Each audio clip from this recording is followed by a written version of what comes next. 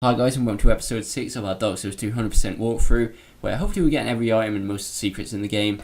But anyway, like I said in the last episode, we're actually going to be coming out of Hades Tower of Flame, coming back to Magdala. But we are going down the same tunnel as if we was going to go back in there. But halfway down we should meet Luthia, which is the miracle shop seller or whatever that we encountered after the Dragon Rider boss fight in Hades Tower of Flames. But this time, if you talk to her enough, she should go back to Magdala and she should be here next to this contraption, which didn't actually work last time. But anyway, we can pay her 2,000 to move the path, and this will open a completely new level and a long one at that. We'll be going through a lot of bosses this way, and I'm going to keep it to this path as much as possible from now on until we complete this path. It's not going to be it's not going to be an easy one, but we should have some good fun down here. I really like this world and really looking forward to it. But anyway, let's get on with it. I recommend, as you can see there, I was just checking if I had throwing knives. I recommend having throwing knives for this first part of the level at least. I've got 50, but anyway, that's the first item we're going to pick up, is Rougue Water. But we're going to come up here, there's nothing up here. There's an NPC just up here in this first cave, what's sitting in this chair weirdly looking to the wall. He's not weird or anything. But anyway, he won't actually interact with you unless you have a fair amount of intelligence and faith, because this guy is basically going to be Hex's teacher, which is basically a mixture in between magic and faith. It kind of looks like a bit like dark magic or whatever, and he'll interact with you once you've done that. Anyway, coming into this cave, watch out for the guard kind of ambushes you at the start. Now, this is why we want the throwing knives, because these butterflies drop this kind of poisonous gas on us, and it poisons you. It's really nice. So one throwing knife should do the trick, and we should get rid of them every time we see someone. It's going to be more a bit further ahead, but we're going to make it out of this cave. I don't think that was actually necessary to kill that poor guy there, but you know, you never know in this game. But anyway, the next place we're going to go is up the stairs here. Watch out into this next room. It's going to be not so much an ambush, but just watch out for the archer, which is the other side, because he's really annoying. So kill this guy that tries to ambush you straight away. Try and jump back out if you're damaged by the archer, and use an Estus Flag or heal yourself. So we're going to quickly run over here. There's nothing else we can do in this place except go through here for now. This is what we want to do for now anyway, and kill this guy. I'm going to try and do it in the best order possible to explain it, to get all the items and all that. But anyway, once we come to this outside part, at the end there's somebody who will ambush you around this corner, as you're about to find out on my screen here. There he is, and he actually hits me, but luckily he kind of just fancies going off the edge on his own. But anyway, that was a bit of luck from me there. But around there at the end is actually going to be an item. Sorry, there's going to be an item which is cracked Red Eye Orb. It's not really that useful at the part of the game. But anyway, after picking this item, we're going to come back round here where we came from and slide down this ladder, because there's actually going to be a bonfire down here and a bit of a shortcut, I guess. You can kick this tree down here, but first I'm just going to go and activate the bonfire, or if you want to go and level up or whatever. But anyway, we're going to knock that tree down. But we're not actually going to carry on through the level yet. There's one more thing we want to do. So we want to come back up here, kill this guy, and just go over here. This is actually quite a hard jump to pull off, so don't worry if you die at the first time like I did. But anyway, you want to jump just before going off the edge. We're going to get a Pharros Lockstone and a Token of Fidelity. Pick up a souls if you lose them, or if you're skillful enough to do the first go, and congratulations. But anyway, we're going to come into this cave here. This is technically back in the same cave as we was before, but a bit lower down. And there's going to be an item at the end here. Also, watch out for these butterflies. They're really, really annoying, especially here. I recommend killing at least one of them and dropping down onto these mushrooms. You can drop all the way down, but just try and take it to less damage as possible. So there's this guy down here with his sickle. This guy isn't that hard to take out. I was just messing around throwing knives or whatever. I didn't actually kill the second butterfly, so watch out for him if you don't bother killing him as well. But anyway, in here is going to be one of the unique items, which is Ricards Rapier. So the way out of here is a bit obvious, I guess. I don't know if they try to make it a bit of a hidden spot or whatever.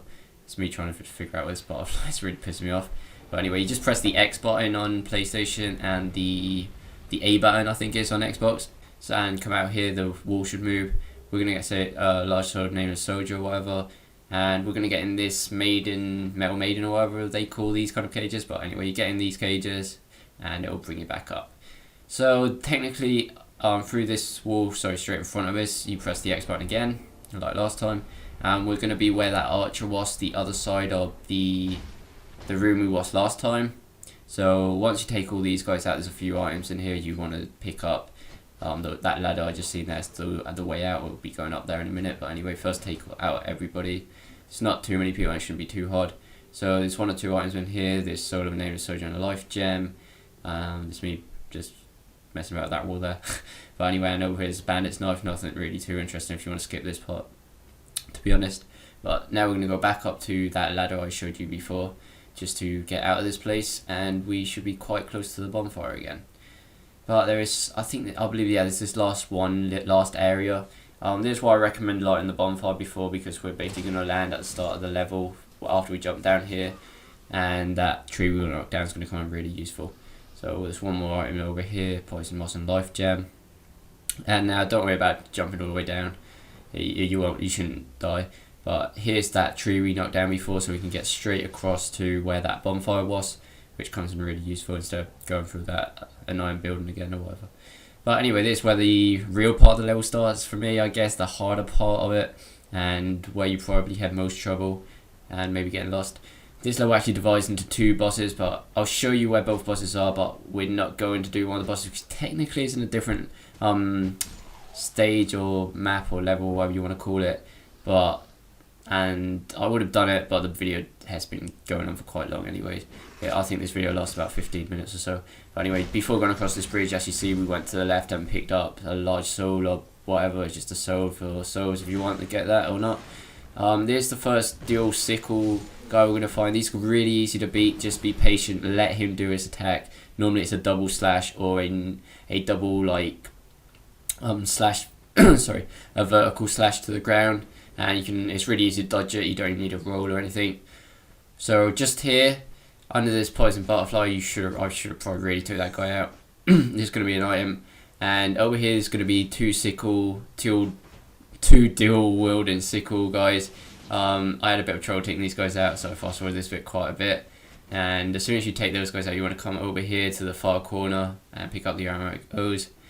Around here there's nothing. I thought there might have been something, but to get into this hut you just walk around until you find an open door. It's nothing too secret about it, even though it kind of looks like it from that side.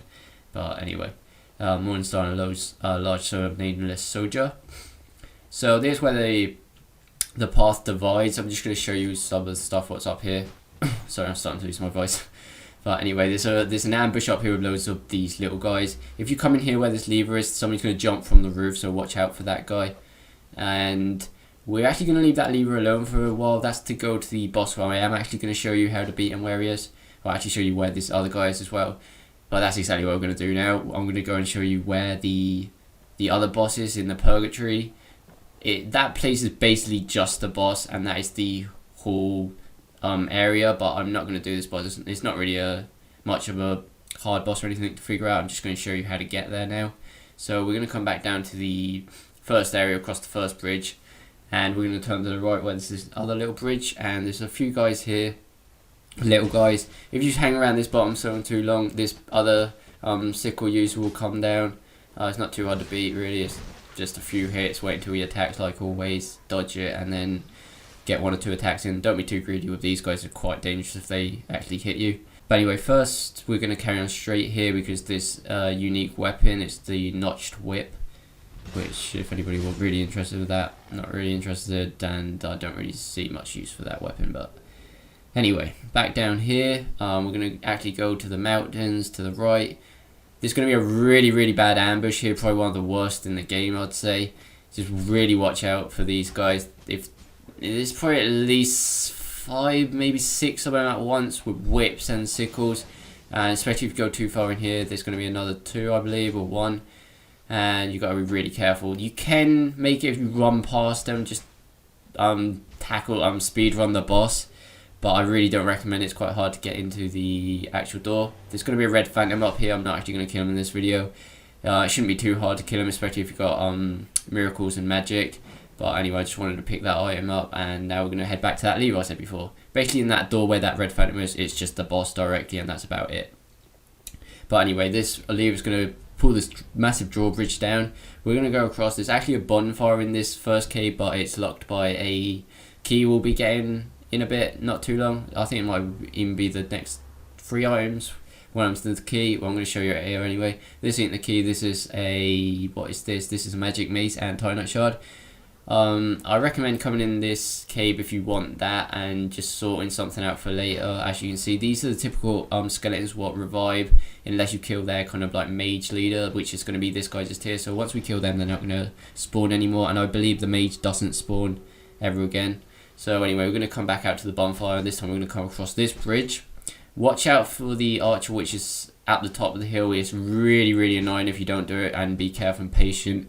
But anyway, first we're going to come up this top path here where it divides. There's nothing much up here, just a few items, and this archer hiding behind this tree. And these other two guys ambush you, but anyway, it's poison throwing knives and another item. But anyway, that's all there is up here, so we're going to be heading back down. Now we're going to go to the bottom part of the path and carry on until this like little building to the left. There's two people in there will ambush you. One's got a bow and arrow, and the other one's got I think it's a bat actually. It's quite annoying. Anyway, that's where the key's going to be, so we're going to come back. There's an NPC in here what just talks about his hate for Pete or something like that. That rhymes, hate for Pete. But anyway, we're going to carry on past where we got the key, and it's going to be an invader, an NPC invader. This guy shouldn't be too hard to kill. Sometimes I believe he drops a glove or something. I'm positive my other character got a glove with this guy, but anyway, on this character I didn't get anything.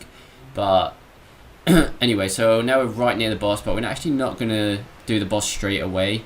We're actually going to activate a small shortcut straight back to the bonfire.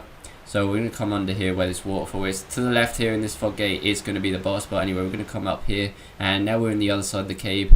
If you come straight here to the right, there's going to be the pyromancy combustion. If anybody's interested in that, it's quite a good one. And in here is going to be this mage guy just to take out all the zombies. Be careful of that guy, use ranged. And through here is going to be one more skeleton guy and a level which will actually activate a door which was behind the other mage we killed from the other side. So it's a really quick shortcut back in case you die. But anyway, going on to the boss, this is probably one of the easier boss in the games because technically it's just three kind of big lord skeleton guys what basically die in 3 hits. As you can see, I think I do a 3 or 4 hit combo, and he really does die quickly. The total health of the boss is just everything on the map. So everything on the map, no matter how small they are, they're going to contribute to the boss's health, and you're going to have to end up killing everything. I think every time one of the lords die, they kind of spread and make the other little skeletons die, and the last one that dies makes some of these stupid pinwheel, what are they called? I just call them roly rollies or something because they're so annoying. These guys right here, I really hate these. They're not actually so overpowered as on Dark Souls 1, but they're still quite annoying. But anyway, it shouldn't really be a hard boss. So yeah, that's pretty much all there is in this video. Hopefully we carry on this path for the next video, even though it gets a bit harder. But anyway, I didn't mention this last time, but in the description you have every item we got in this video in order, so if anybody's interested in just looking at that. But anyway, hope you like this video, give it a like and subscribe, and we'll see you next time.